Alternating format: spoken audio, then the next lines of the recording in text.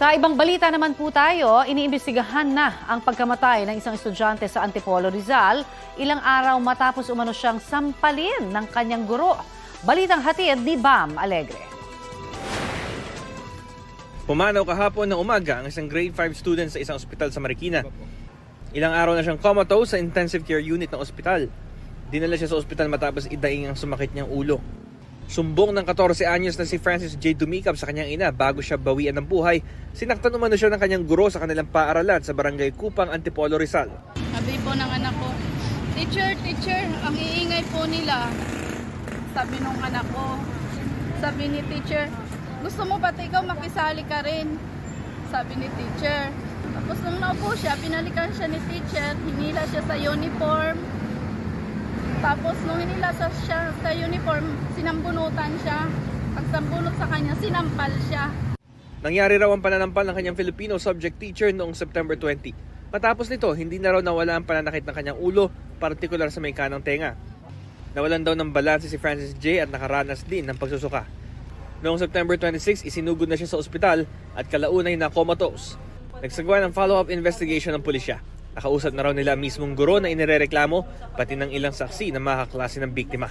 Ang sabi po ng teacher, hindi naman daw po niya sinampal o tinampal. Pero yung action na ginawa niya kanina nung idinemo niya is, ginanon lang daw niya yung bata.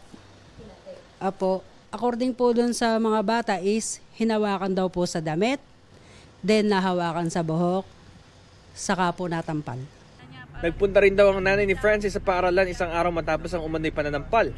Ang homeroom advisor daw ng bata ang nakausap ng nanay at hindi ang inirereklamong teacher. Ayon sa advisor, akala raw niya kasi babalik pa sa paaralan ng ina ni Francis pero na-ospital na ang bata. Dahil September 20 pa nangyari ang insidente, hindi na maaari ang warrantless arrest sa guro. Kailangan sumailalim ito sa regular filing ng kaso ayon sa pulisya. Hindi na sila papasok doon sa ating time frame na pwede kasi marami ng interventions na nangyari after the September 20 as compared to October 2. But definitely we will be filing a case or a complaint of homicide in relation to Republic Act 7610. No? We are just waiting for the medical legal and the autopsy report na manggagaling po sa hospital. Ayon sa Department of Education, batid na raw ng Superintendent ng Antipolo ang sitwasyon. Magsasagawa rin daw ng sarili nilang investigasyon ng DepEd Central Office. Yan ang balita ko, Bam Alegre ng GMA Integrated News. Napakabigat talaga nitong mga ganitong kwento, no? Lalo na involved bata at guro. Ano? Kaya naman, alamin na po natin ang update sa investigasyon sa pagkasawi ng grade 5 student matapos umanong sampalin ng teacher niya. Nakasalang sa balita ko si Master Sergeant Divina Rafael ng Antipolo City Police Women's and Children's Desk. Magandang umaga at welcome po sa balita ko. Magandang umaga po. Ano na po ang latest sa kaso, ma'am? Nakapagpaliwanag na po ba yung guro sa pulisya? Yun po kahapon, ma'am, na ginawa naming follow-up investigation. Personal pong nakausap ng inyong lingkod, yun pong guro na sinasabing nakapanakit dun sa bata. Okay. At ano po ang sabi? Kasi ang cause of death po ba nakita na rin sa kanyang death certificate? At nasabi niyo rin po ba ito doon sa guro? Opo, ma'am, kasi pagkagaling po sa ospital kahapon nung ma-declare na namatay po yung bata, ang nakita po doon ay nagkaroon po ng dugo po doon sa may utak, nagkaroon po ng hemorrhage. Opo. Nabanggit niyo po yan sa guro? Opo, ma'am. Ano po naging reaksyon niya? Yun niya po, yung paliwanag po niya, although na yun pong kamay niya ay dumapo doon sa mukha ng bata, hindi naman, ang sabi niya po, hindi naman daw po malakas yung pangyayari. Pero dun po sa series of events po, no? Kasi September 20 yung pananampal, tapos September 26 daw isinugod sa ospital, at kahapon nga po binawian na ng buhay. Sa series of events po na ito, may sapat na ugnayan ba o koneksyon yung pananampal sa cause of death?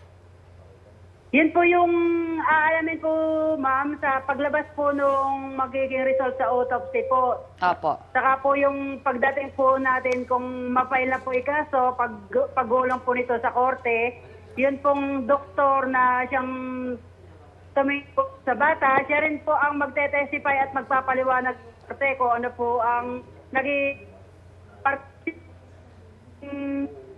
Participation po? kung ano po yung dahilan of death ng bata. Kung kaya yung ugnayan ay kung kaugnay po ba dun sa sinasabing pananakit po ng teacher. Master Sergeant, formal na po bang magsasampa ng reklamo ang mga magulang na nasawing bata o hihintayin yung inyong investigasyon?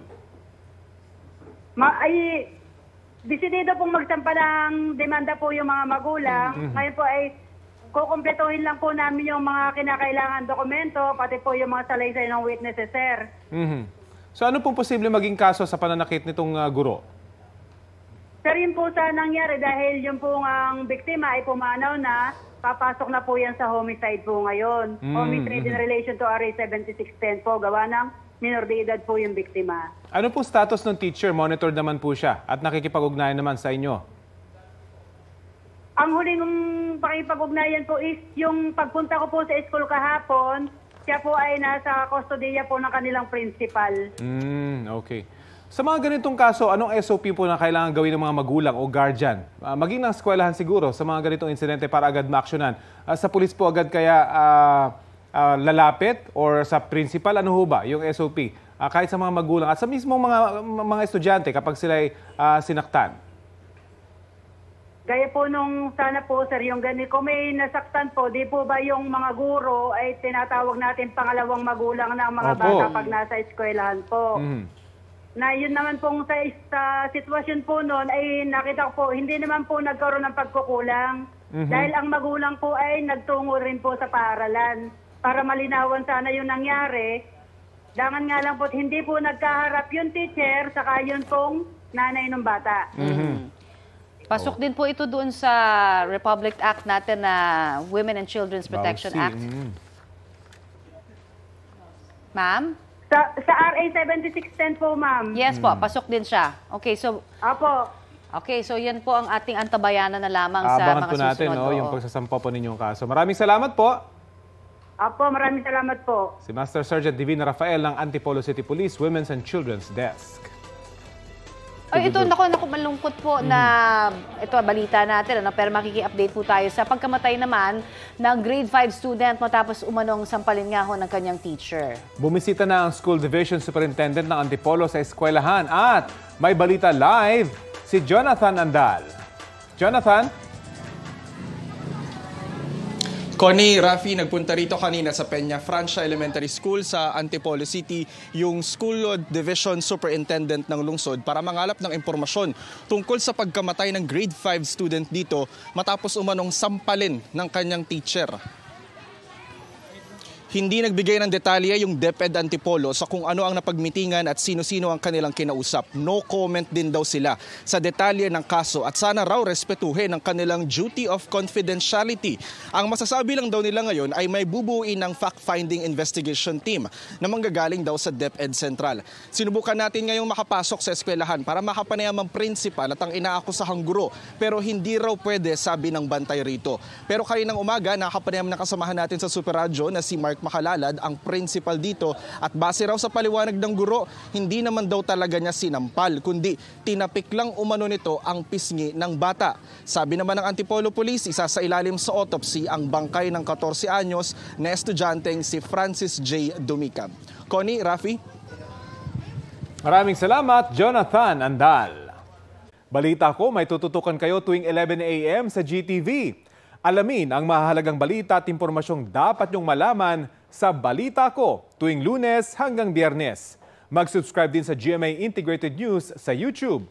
Sa mga kapuso abroad, maaari po kaming masubaybayan sa GMA Pinoy TV at www.gmanews.tv.